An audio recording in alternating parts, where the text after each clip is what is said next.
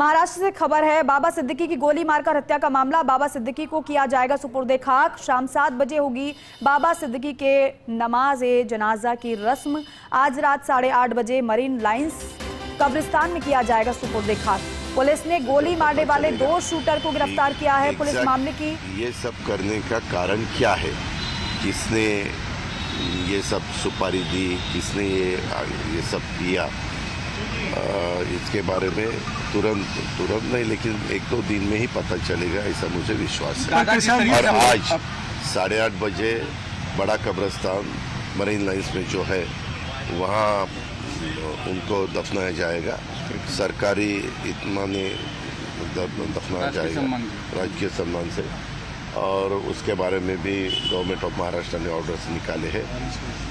और अभी थोड़ी देर के बाद पोस्टमार्टम होने के बाद उनको उनके घर में लेके जाने वाले हैं।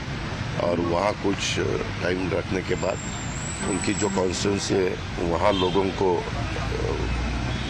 दर्शन के लिए रखने वाले हैं। और फिर बाद में रात को 8:30 बजे ये सब उनके दफनाने की पूरी ये हो जाएगा। दादा, अपोजिशन लीडर यहाँ आए थे, उन्होंने कहा कि कानून व्यवस्था फेल हो चुकी है। अब पूरे महाराष्ट्र में सबको बुलेट प्रूफ जैकेट दे देना चाहिए क्योंकि सरकार और ये सब फेल है और सबको इस्तीफा देना चाहिए। देखो, वो तो बोलेंगे ही बोलेंगे, ये ऐसे अब बिल्कुल नहीं होना चाहिए था।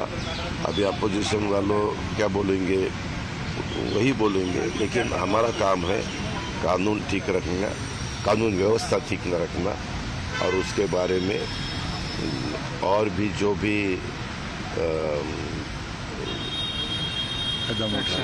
ये हमारे chief minister, deputy chief minister कल रात को खुद आए थे। उनसे पता चला क्योंकि कल मैं पूना में था, मैं सुबह यहाँ पहुँचा, लेकिन मेरी रात को देर से देवेंद्र जी के साथ भी बात हुई, चीफ मिनिस्टर साहब के साथ भी बात हुई। उन्होंने बताया कि इसके पीछे कौन है, किसका हाथ है, ये हम ढूंढ के ही निकालेंगे।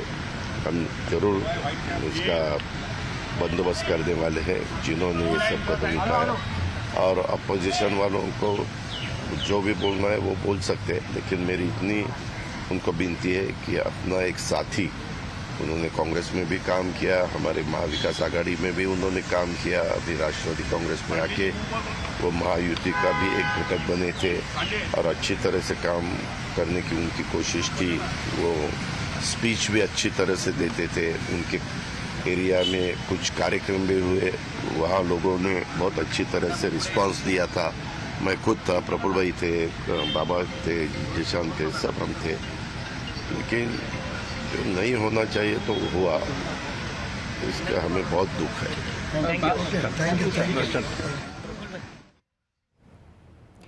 तो अजीत पवार को आप सुन रहे थे। बहुत दुख है हमें बाबा सिद्दीकी के जाने से, क्योंकि एनसीपी अजीत पवार गुट के नेता थे बाबा सिद्दीकी।